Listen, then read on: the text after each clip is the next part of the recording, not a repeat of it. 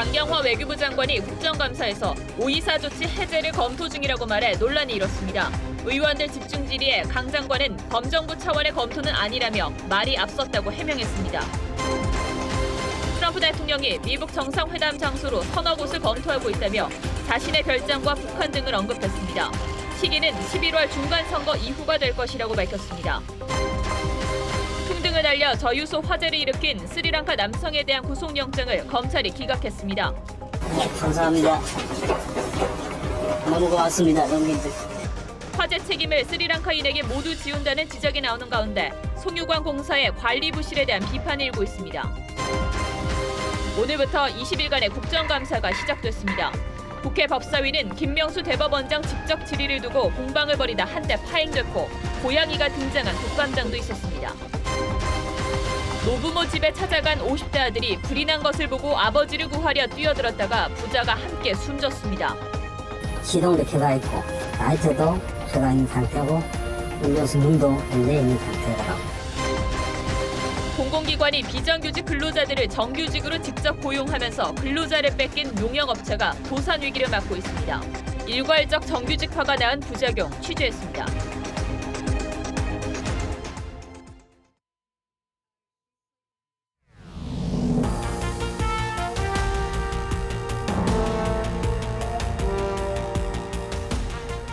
여러분 안녕하십니까?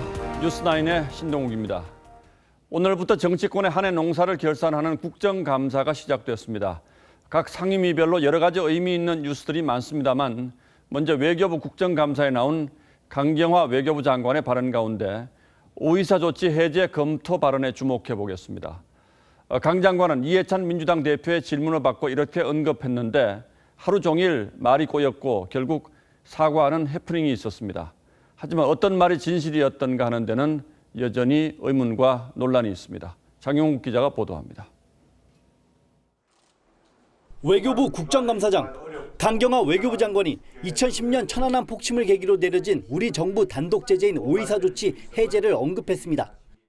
정부에서는 오이사 조치를 해제할 용의를 가지고 있습니까? 예, 관계 부처와 검토 중인 걸로 알고 있습니다. 2010년 북한의 천안함 폭침으로 도입된 오이사 조치는 남북 교역을 중단하고 대북 신규 투자를 금지합니다. 강 장관은 2008년 박항자 씨 피격으로 중단된 금강산 관광도 오이사 조치로 중단됐다고 사실과 다르게 답변했습니다. 오이사 조치로 정부가 금지해서 못 가는 거죠, 지금? 그렇습니다. 야당은 오이사 조치를 해제하려면 천안함 희생자 유족의 이해부터 구해야 한다고 반발했습니다. 적어도 천안함 피해 유가족들에게는 먼저 찾아가서 이해를 구하는 것이 순서여야 한다. 강 장관은 말을 바꿉니다. 관계 부처로서는 이것을 늘 검토하고 있을 것이라는 차원에서 말씀드린 거고요. 야당은 무책임한 태도라며 비판했고 강 장관은 결국 사과했습니다. 이 위증을 한 내용을 사실이라고 계속 우긴다고 한다면 저희들이 위증으로 고발을 할까요? 그러면은 사과를 하시겠습니까? 네, 위증의 아니 사과를 하시겠습니까? 예, 사과드립니다. 네, 사과. TV조선 장용욱입니다. 그런데 강경화 장관과 관련한 뉴스가 하나 더 있습니다. 폼페이오 미 국무장관이 강경화 장관에게 크게 화를 냈다는 얘기입니다. 평양 남북 군사 합의에 대해서 도대체 무슨 생각을 하느냐고 전화로 항의했다고 일본의 유력 신문인 니혼 게이자이가 보도했습니다. 남북 군사 합의에 대해서 미국이 대단히 불편해하고 있다는 뜻으로도 해석되는데 외교부는 짤막하게 사실이 아니라고 해명했습니다. 보도에 이채현 기자입니다. 남과 북은 오늘 한반도 전 지역에서 전쟁을 일으킬 수 있는 모든 위험을 없애기로 합의했습니다. 남북 군사 합의를 지켜본 마이크 폼페이오 미 국무장관이 강경화 외교부 장관에게 도대체 무슨 생각이냐며 전화로 항의했다고 일본 니혼 게이자이 신문이 보도했습니다.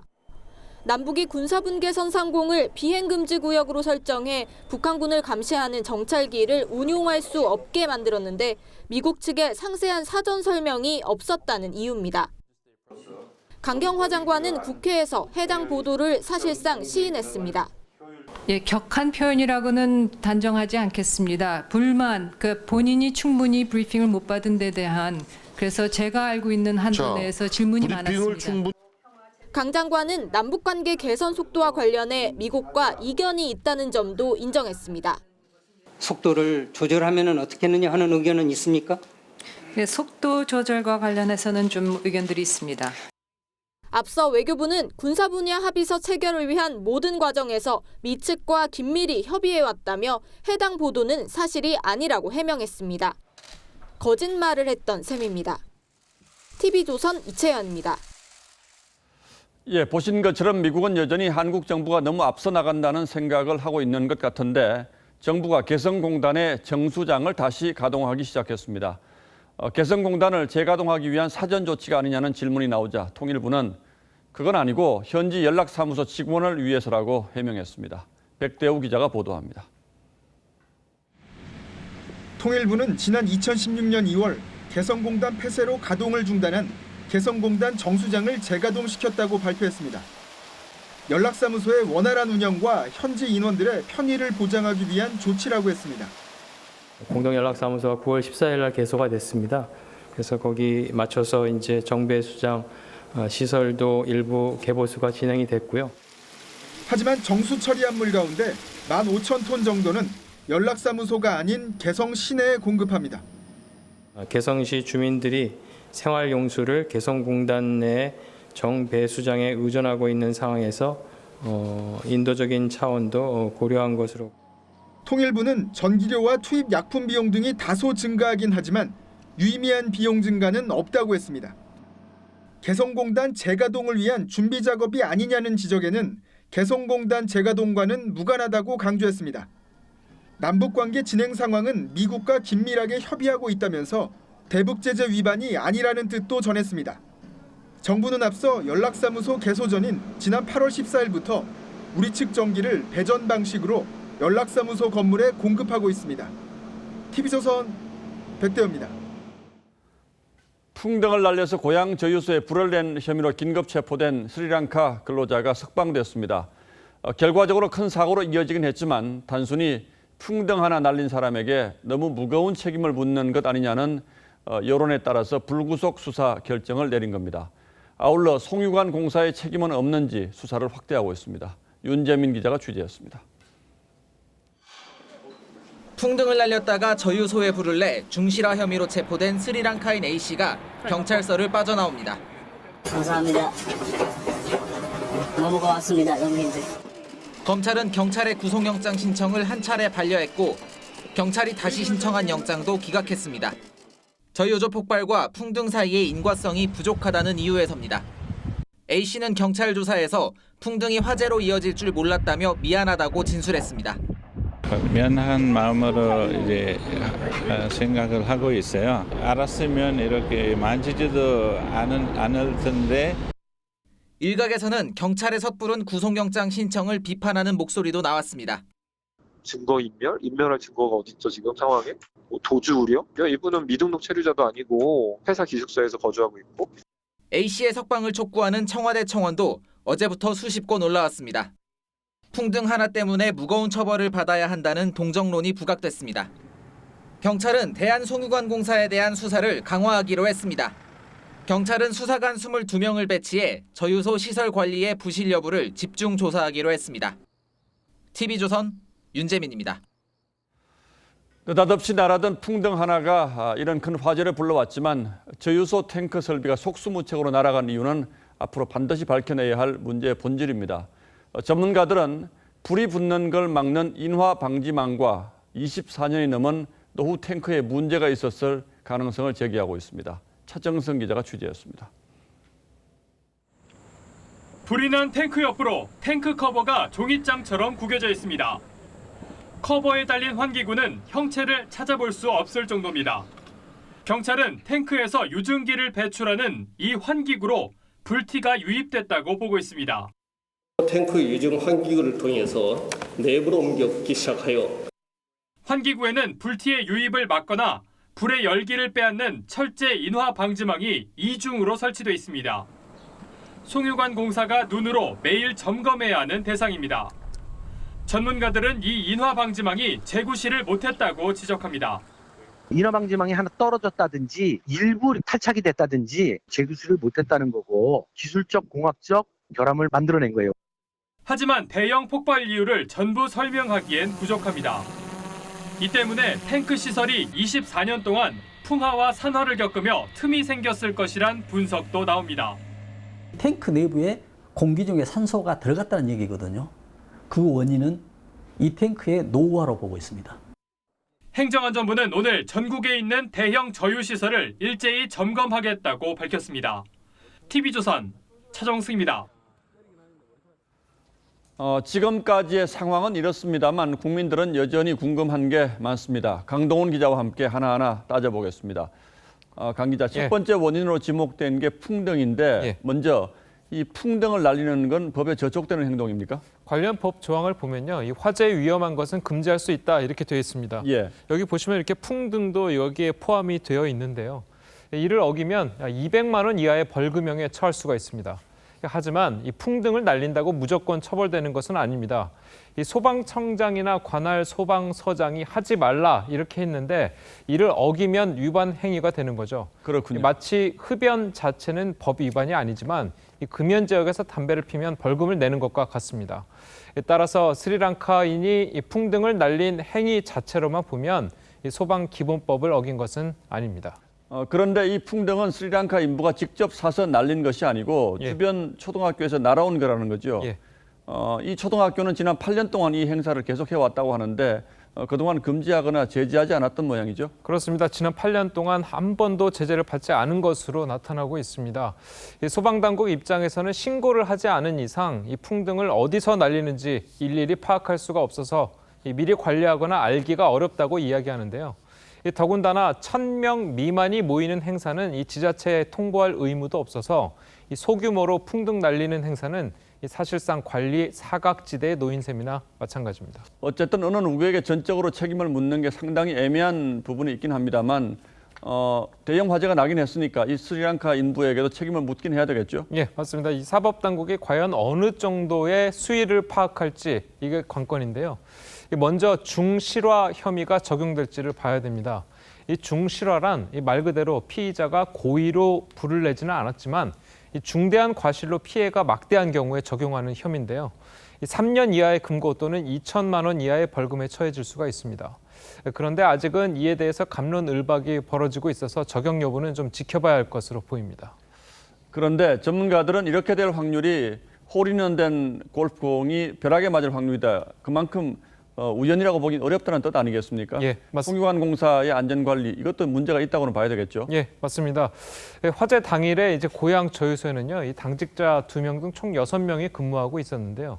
이 탱크에서 이 150m 떨어진 경비동에 2명, 그리고 200m 떨어진 이 CCTV 통제실에 1명이 있었고, 나머지 3명은 다른 업무를 했던 것으로 알려졌습니다. 경찰은 스리랑카인 근로자뿐 아니라 이 저유소 직원들도 조사를 하고 있는데 결과가 나와봐야 할 것 같습니다. 다만 이 장비나 설비 관리에 문제가 있다고 밝혀지지 않는 한 이 해당 직원들은 공무원도 아닐 뿐더러 이 뒤늦게 소화 장비를 작동시켰기 때문에 이 실정법상으로는 처벌하기가 어렵다 이런 관측도 나오고 있습니다. 예, 경찰이 본격적으로 수사를 한다고 하니까 좀 지켜봐야겠죠. 예, 강동원 기자 잘 들었습니다.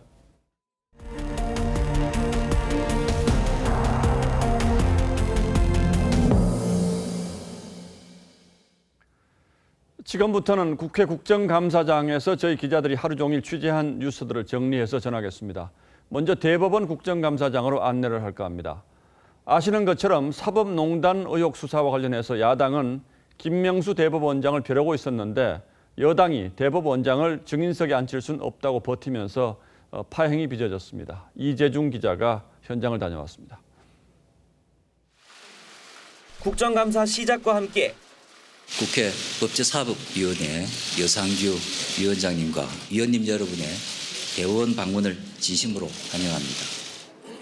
대법원장 증인 채택을 요구하던 법사위 소속 자유한국당 의원들이 자리를 박차고 나갑니다. 감사 중지를 선포합니다. 김명수 대법원장도 양승태 사법부로부터 공보관실 운영비를 현금으로 받았으니 직접 해명하라는 야당의 요구에 양승태 전 대법원장이 주고 김명수 전 춘천지법원장이 받은 사건입니다. 여당은 3권 분리 원칙에 어긋난다며 맞섰습니다. 이런 전례가 생긴다면 앞으로도 계속해가지고 전체 재판 관계에 대한 문제까지도 다 질의응답을 해야 되는 그런 사태가 될 수 있는 그런 결과를 초래할 수 있습니다. 진통 끝에 대법원장을 대신해 국감 증언대에선 안철상 법원행정처장의 십자포화가 쏟아집니다. 국가 예산을 쓰면 얼마를 배정받아 어디에 어떤 용도에 어떻게 썼다라고 하는 것은 증빙 자료를 남겨야 되는 거 아닌가요? 사법행정권 남용 수사 관련 이딴 영장 기각엔 방탄법원이라는 수식어까지 등장했습니다. 방탄소년단이 들으면 아주 기분 나쁠 텐데 방탄판사단이라고 부른답니다. 법관 생활 중에 주거의 평온을 이유로, 주거의 안정을 이유로 기각된 사례를 알고 계시냐고요? 예, 아니오로만 대답하십시오. 저는 그런 사례를 경험하지 못했습니다. 대법원이 설명하고 국회는 당부만 하던 이전 국감과는 달리 김 대법원장 체제에 대한 비판에도 여야 가릴 것 없이 목소리를 높여 사법부 위기를 실감케 했습니다. TV조선 이재중입니다. 예, 지금 제 옆에 화면에 나오는 그림은 이성자 화백의 숨겨진 나무의 기억들이라는 작품입니다.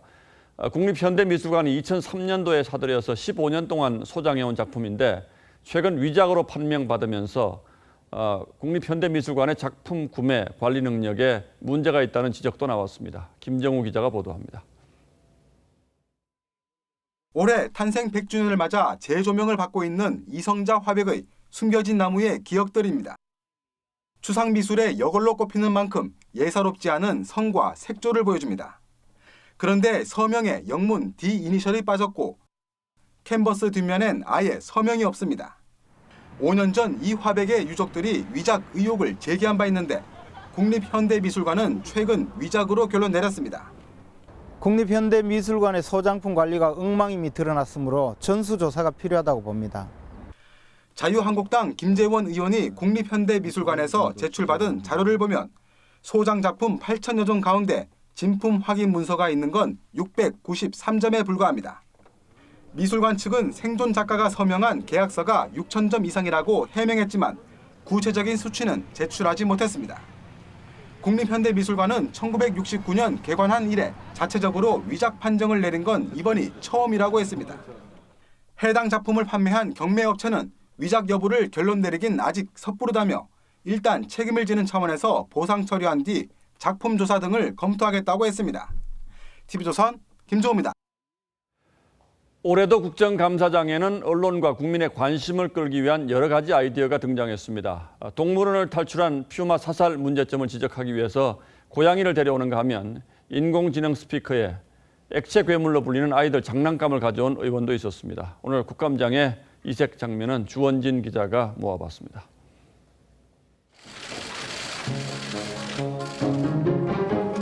우리 안에 갇힌 벵갈 고양이가 놀란 눈으로 국정감사장을 쳐다봅니다. 대전동물원에서 탈출한 퓨마를 사살한 것을 비판하기 위해 등장시킨 겁니다. 사살된 퓨마와 아주 비슷한 것을 좀 가져오고 싶었지만 그 퓨마를 너무 고생시킬 것 같아서 동물 학대라는 차원에서 질의를 했는데 과연 이 우리 안에 갇혀 있는 벵갈 고양이를 이 회장이 갖고 온 것이 과연 동물 학대가 아닐까요?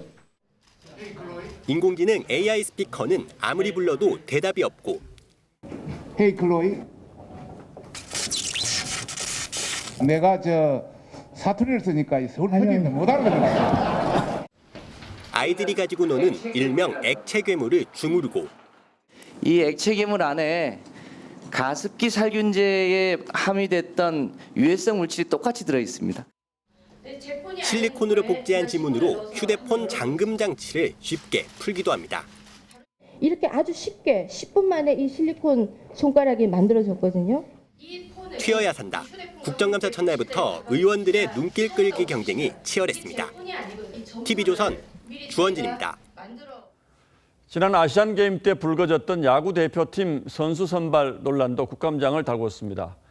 현역 대표팀 감독으로는 처음으로 선동열 감독이 정인으로 출석해서 치열한 공방을 벌였습니다. 오늘의 포커스입니다. 아시안게임 야구 대표팀 첫 소집일이었던 지난 8월. 논란이 있다고는 하지만 저희 역경을 딛고 이번에 와서 좋은 성적, 메달, 금메달을 딴다 그러면 저는 괜찮지 않다. 오판이었습니다. 논란은 더 커졌고 선동열 감독은 결국 국정감사 증인으로까지 출석했습니다. 증인 선동열 야구 국가대표 감독님. 네. 의원들은 성 감독을 상대로 일부 선수들에게 병역 특례를 주기 위해 대표팀에 합류시킨 것 아니냐고 따져 물었습니다. 성 감독은 실력 외에 다른 요인은 고려하지 않았다고 강조했습니다. 미필의 여부가 선수 선발에 영향을 줄 수도 있습니까? 그렇지 않습니다. 저는 실력껏 뽑았습니다. 대답 과정에서 때때로 답답함을 토로하기도 했습니다. 그거는 아닙니다. 제가 말씀드리겠습니다. 제가요. 대표님, 제가 말씀드릴게요. 지금 시간 사실 많지 않습니다. 하실 말씀 시간을 따로 드릴게요. 다만 국민 정서를 읽지 못한 건 죄송하다고 거듭 사과했습니다. 시대의 흐름 이해 못하고 저만 그냥 경기에만 이기려고만 생각했던 점에서는 죄송스럽게 생각합니다. 선수는 물론 감독 선발 과정에도 문제가 있었다고 주장한 손혜원 의원은 사퇴를 요구하기도 했습니다. 일부 의원들은 성 감독의 선수 선발보다 병역 특례 제도 자체에 문제를 제기했고 도종환 장관도 제도 보완을 약속했습니다. 국방부 병무청 등과 함께 합리적 대안이 마련될 수 있도록 논의를 해나가고 있는. 4년 전 당시 국감 때도 이번과 똑같은 문제가 지적됐습니다. 부상 사실을 숨긴 나지완 선수가 야구 대표팀에 합류한 뒤 병역 면제를 받은 겁니다. 그때도 정부는 병역 특례제도 보완을 약속했습니다. 국민과 선수들이 모두가 수용할 수 있는 이런 제도를 전향적으로 검토해 볼 필요가 있지 않나. 검토 중입니다 하는 게 2년, 3년, 4년 되고 총장 바뀌고 또 정권 바뀌면은 스물스물해지고 그러죠? 결과적으로 신통한 예언이 돼버렸네요. 현역 시절 국보급 투수 나고야의 태양으로 불렸던 선동열 감독. 현역 감독 첫 국감직인 출석이라는 기록 아닌 기록까지 세우게 됐는데 정부가 하고 있다는 논의와 검토. 도대체 언제쯤 끝나는 겁니까? 뉴스9 포커스였습니다. 네, 경북 안동의 한 농촌 마을에서 안타까운 일이 전해졌습니다. 노부부가 살던 집에서 불이 났는데 때마침 집에 왔던 50대 아들이 아버지를 구하려고 뛰어들었다가 두 사람 모두 목숨을 잃고 말았습니다. 이심철 기자가 보도합니다. 무너진 건물 더미 사이로 연기가 피어오릅니다.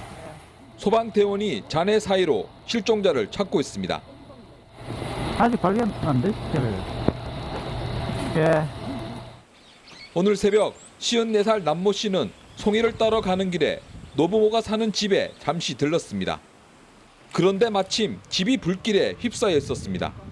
거동이 불편한 아버지가 나오지 못했다는 얘기를 들은 남 씨는 주저없이 집으로 들어갔습니다. 집은 나무로 된. 시동도 켜가 있고 라이트도 켜가 있는 상태고 음료수 문도 열려 있는 상태더라고. 아들이 아버지 구하러 들어가고 못 나온다. 저 안에 같이 있다. 불은 1시간여 만에 꺼졌습니다. 수색 4시간여 만에 80살 아버지는 방 안에서, 아들 남 씨는 집 처마 아래에서 숨진 채 발견됐습니다. 저걸 다 흡수가지고 확인을 해보니 없어. 방문 그 앞에서 발견되신 거예요? 예예예. 저 아버지 구조하러 들어갔지 싶었네. 유가족들은 장남인 남 씨가 거동이 불편한 노부모를 자주 보살폈다고 말합니다. 작년에 이 편찬이 있어가지고 도저히 안 돼가. 야, 니 좀 뭐는 내 아빠 죽을 때까지 뭐 얼마 안 되고 왔다 하더라고. 병원에 가야 그래 치료받아가지고 오늘 왔다 하더라고. 경찰은 오래된 한옥이 불에 타 무너져 내리면서 두 사람이 숨진 것으로 보고 있습니다. TV조선 이심철입니다. 충남 서산의 웅도에서 일가족 3명이 탄 차량이 밀물에 고립됐다가 구조됐습니다.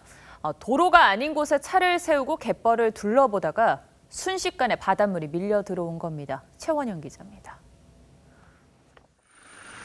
바다 한가운데 하얀색 SUV 차량이 고립돼 있습니다. 차 위에는 사람 3명이 대피 중입니다. 해경이 헬기 줄에 매달려 바다로 내려갑니다.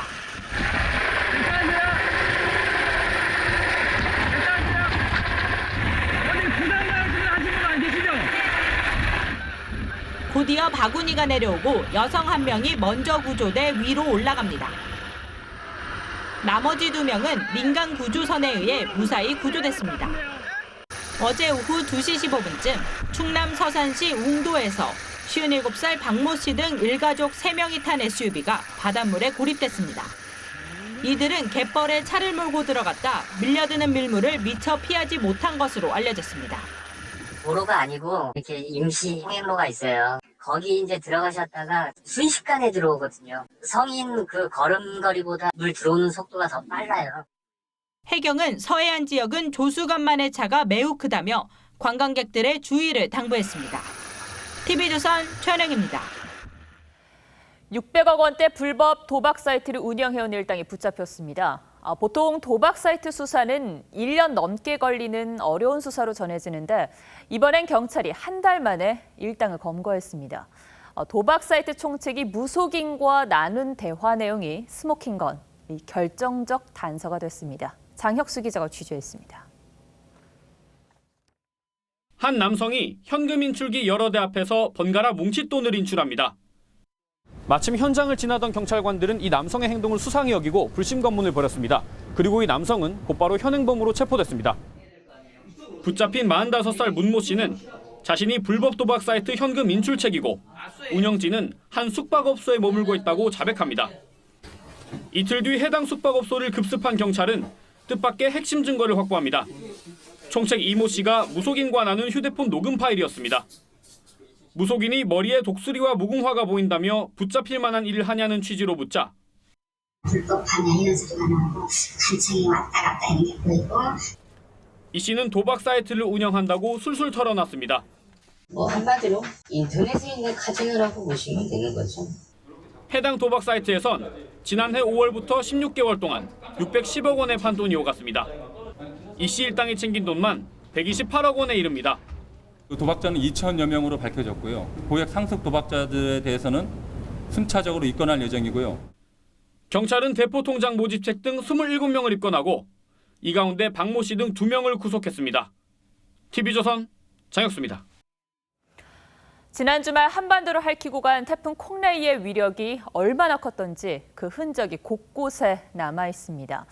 바닷속에 있던 바위가 육지로 떠밀려왔고 초고층 아파트의 유리는 100여 장이 깨진 것으로 확인됐습니다. 정민진 기자입니다. 초고층 건물인 부산 LCT입니다. 유리창마다 금이 가고 구멍이 났습니다. 초속 40m가 넘는 강한 바람에 자재 운반용 쇠줄이 건물 외벽 유리창을 때려 유리 100여 장이 깨졌습니다. 와이어가 이제 바람에 태풍에 의해가지고 이리 왔다가 치고 있다는 식으로. 유리 파편은 바람을 타고 주변으로 날아갔습니다. LCT에서 200m 정도 떨어진 건물 옥상입니다. 건물 옥상에는 손가락 크기만한 유리 파편과 공사장에서 사용하는 볼트와 너트가 널브러져 있습니다.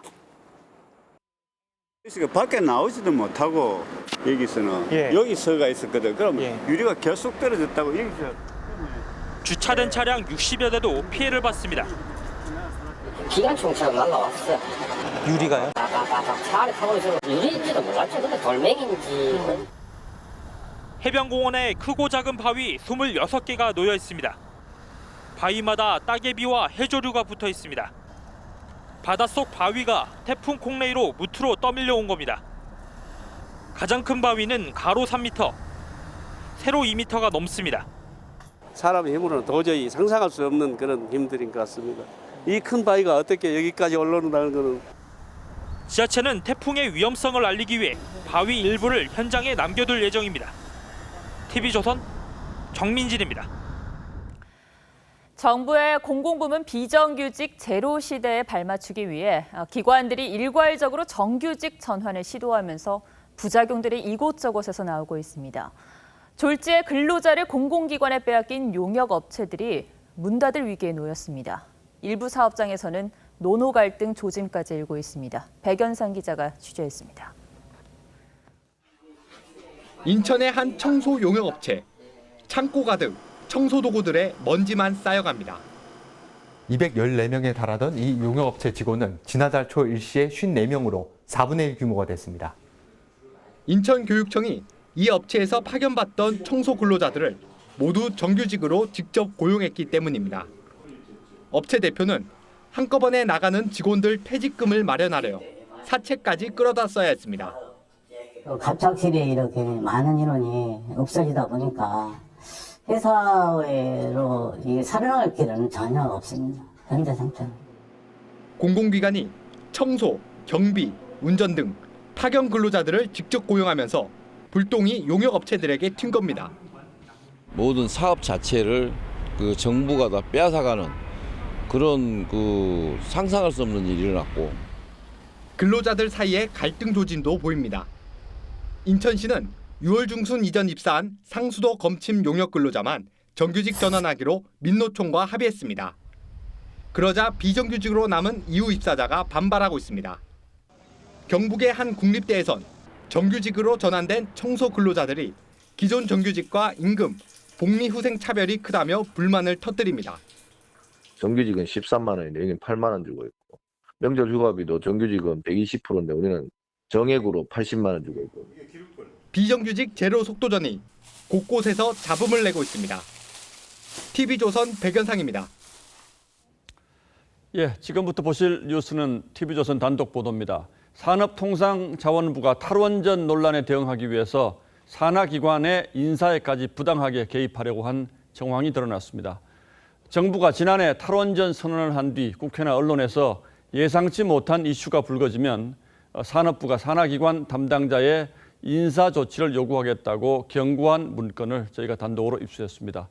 이런 문제로 정부 부처가 산하기관의 인사에 개입하려 한 것 자체가 적절치 못하고 무엇보다 법적 근거도 없습니다. 송병철 기자가 취재했습니다. 지난해 국정감사 직전 산업부 에너지자원실은 문건 하나를 만듭니다. 에너지 산하기관 관리 방안이라는 문건인데 언론과 국회 대응을 강화하라는 내용이 담겼습니다. 당시는 정부의 탈원전 선언을 두고 논란이 집중적으로 제기되던 때였습니다.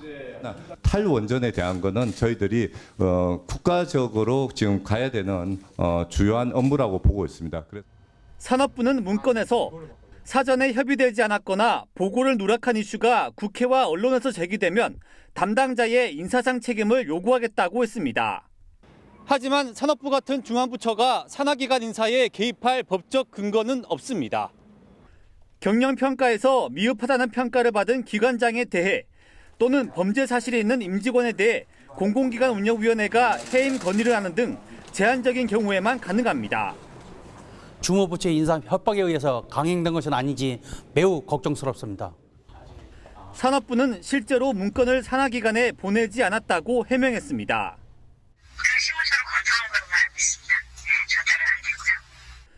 탈원전 정책에 대한 비판 여론이 확산되는 것을 과도하게 의식해 산업부가 월권 행위에 나선 것 아니냐는 지적이 나옵니다. TV조선 송병철입니다. 박근혜 정부 당시 기무사가 계엄에 대비한 문건을 만들었다고 쿠데타 음모가 있었던 것 아니냐는 논란이 있었는데 이 문건은 지난해 이미 정부의 전산망에 올라가 있었다는 사실이 뒤늦게 확인됐습니다. 기무사가 쿠데타를 일으킬 의도로 만들었다면 이렇게 버젓이 정부 전산망에 올릴 리가 없지 않겠느냐고 야당이 군에 따져 물었습니다. 안영영 기자가 취재했습니다. 쿠데타 실행 계획이라는 의혹이 제기돼 현재 수사가 진행 중인 기무사 계엄 문건입니다. 겸연금 토는 그 자체만으로도 있을 수 없는 구시대적이고 불법적인 일탈 행위입니다. 오늘 국방위 국정감사에서는 기무사 계엄 문건 2건이 지난해 5월 국가 공문서 시스템에 등재된 사실이 확인됐습니다. 실질적으로 훈련 2급 비밀로 현재 이 문건을 이 온라인 시스템에 올렸는데 전산망에 등재한 문서 목록을 제출해달라는 국회 요구에 군이 2건을 빼놓고 보고했다가 추궁이 계속되자 문건 2건이 생략돼 있습니다. 이 2건의 문건은 전시개업 및 합수 업무 수행 방안 8쪽과 대비계획 세부 자료 67쪽으로 확인됐습니다.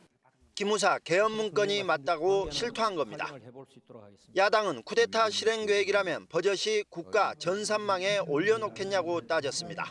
아니 이 문건이 진짜 내란과 쿠데타 업무를 계획한 그런 문건입니까? 현재 수사 중인 인원입니다. 그래서 현재 저희들이 더 이상 확인할 수 있는 방법이 없었습니다. 기무사 개헌 문건 논란이 새로운 국면으로 접어들고 있습니다. TV조선 안영영입니다.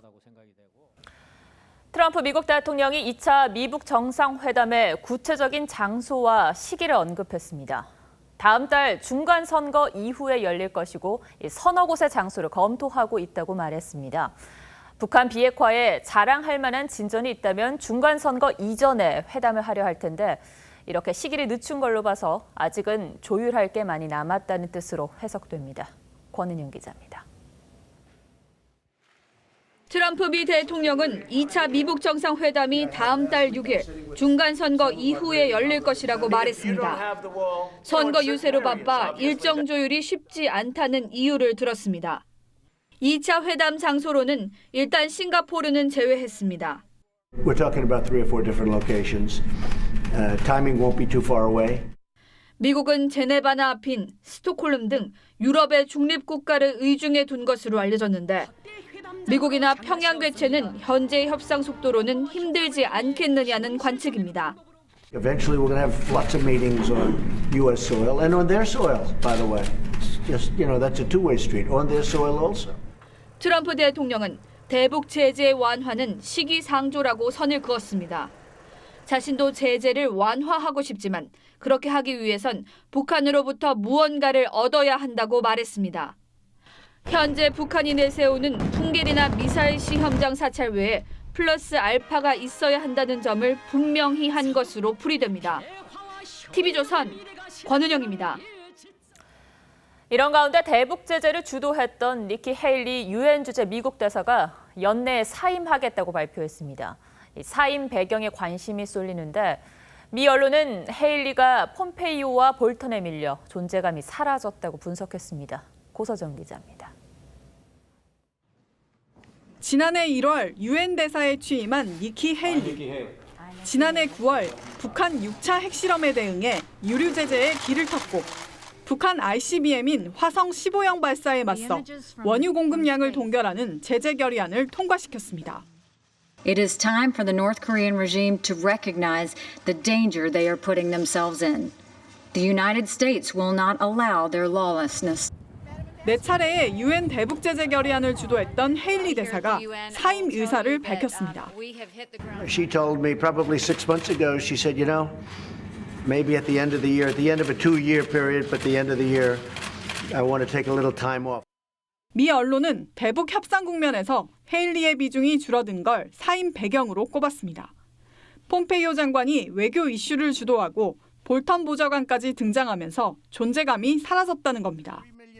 사우스 캐롤라이나 주지사 출신인 헤일리의 정치적 야심 때문에 사임한다는 분석도 있습니다. 하지만 헤일리는 일단 선을 그었습니다. No, I am not running for 2020, so I look forward to supporting the president in the next election. 후임으로는 이방카의 여인으로 불리는 디나 파월 전 NSC 부보좌관이 거론됩니다. TV조선 고서정입니다. 앞으로 네이버 모바일 첫 화면에서 뉴스와 실시간 검색어가 사라집니다.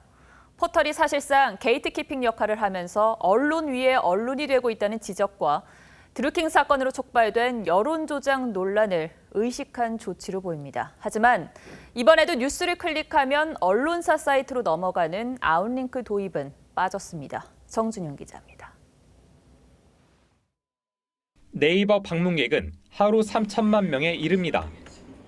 모바일 첫 화면에는 뉴스와 실검, 즉 실시간 급상승 검색어가 떴고 이용자들은 습관처럼 이를 봐왔습니다.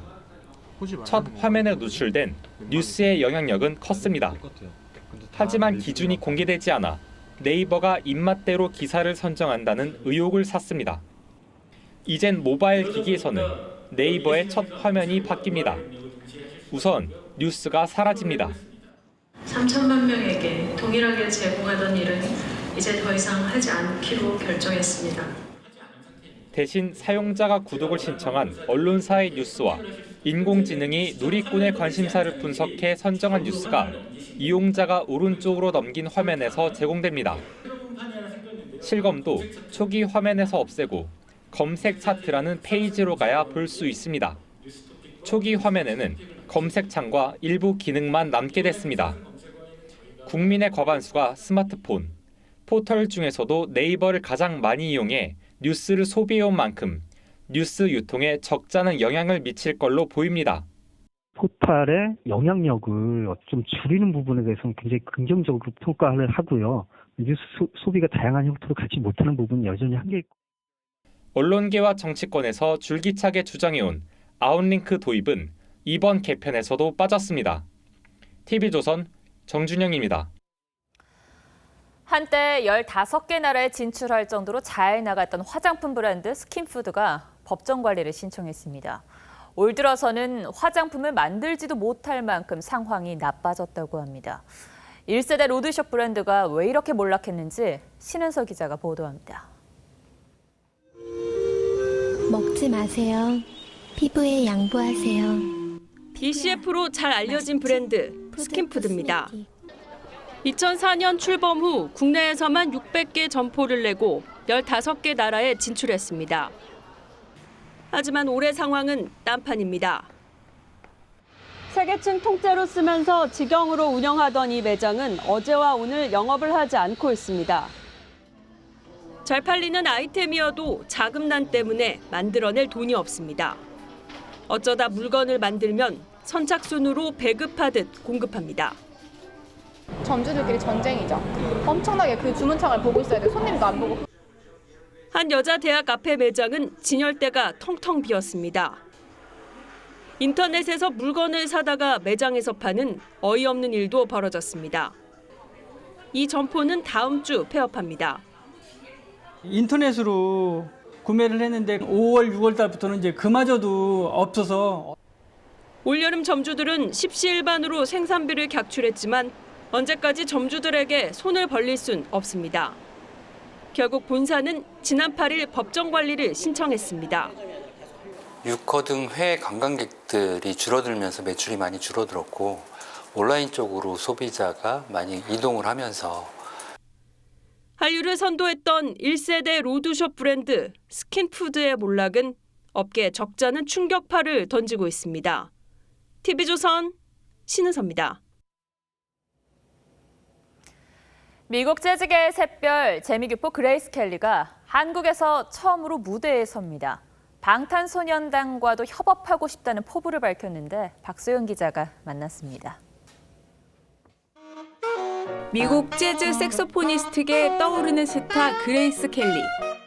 보스턴 뮤직 어워즈 올해의 재즈 아티스트상을 비롯한 각종 수상과 공연 이력으로 이미 실력을 인정받았습니다. 자라섬 재즈 페스티벌은 그의 공식 한국 데뷔 무대입니다. And 10 years ago was my first time in Seoul, and I grew up studying a lot of traditional jazz, and now I've really transitioned into my style, which is electro jazz pop, playing saxophone, singing electronic bits with my band, and so it's exciting to now have the progression. 자라섬 페스티벌에서는 자신의 새 앨범 굿타임 브루클린 2의 일부를 1시간가량 연주합니다. 공연의 상당 부분은 즉흥 연주입니다. Improvisation is completely in my blood. It's the only thing I really know how to do. I study jazz, and jazz is about spontaneous improvisation. 이번 무대를 통해 본격 아시아 진출도 꿈꿉니다. A lot of artists I would love to work with in the future. There's some really wonderful Korean artists that I love. BTS. 15회를 맞은 자라섬 재즈 페스티벌에는 재즈 피아노의 전설 칼라 블레이, 그래미상 5회 수상자인 가스펠 거장, 더 블라인드 보이스 오브 엘라베마 등 세계적인 뮤지션 25팀이 참여합니다. TV조선 박소영입니다.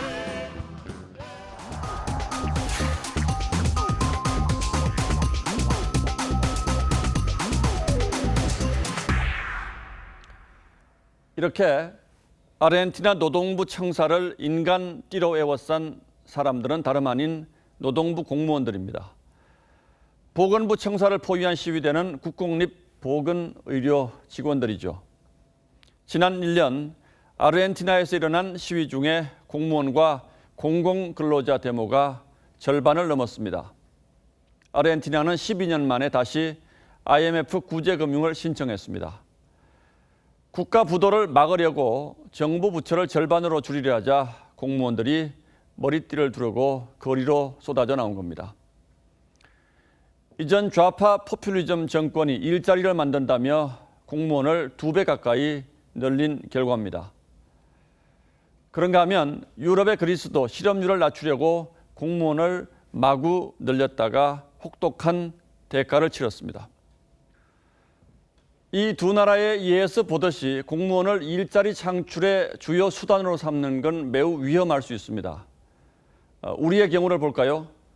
국회 예산정책처가 정부 계획대로 공무원 17만 4천 명을 늘릴 경우 이 사람들에게 줘야 할 연금으로만 세금 92조 원이 더 들어간다고 밝혔습니다. 우리 미래 세대 한 명당 440만 원씩을 더 부담해야 한다는 계산입니다. 공무원이 늘어나는 것은 업무가 많고 적음과 상관이 없다. 세금이 거칠 수 있는 한 계속해서 늘어난다. 60년 전에 나온 파킨슨의 법칙을 깨뜨리는 건 중력의 법칙을 거스르는 것만큼 어렵습니다. 한번 늘어난 공무원과 복지를 되돌리기가 사실상 불가능에 가깝다는 것은 여러 포퓰리즘 정부들이 입증했습니다. 베이징 대학가 중관촌 거리는 청년 창업의 천국입니다. 이렇게 줄지어 늘어선 창업 카페에서 하루 50개꼴로 벤처기업이 탄생합니다. 하지만 서울 노량진은 공무원 시험의 메카입니다. 청년 수만 명이 공무원이 되겠다고 날밤을 새우고 있습니다. 중국의 청년들은 백만장자 될 꿈을 꾸고 노량진 청년들은 안정된 일자리에 청춘을 걸고 있는 겁니다. 파킨슨 법칙과 이름이 같은 파킨슨 병은 치매처럼 무서운 노인성 질환입니다. 파킨슨 법칙처럼 무작정 공무원을 늘려나간다면 우리 미래에 어떤 재앙이 닥칠지 알 수 없습니다. 10월 10일 앵커의 시선은 공무원 천국의 미래였습니다.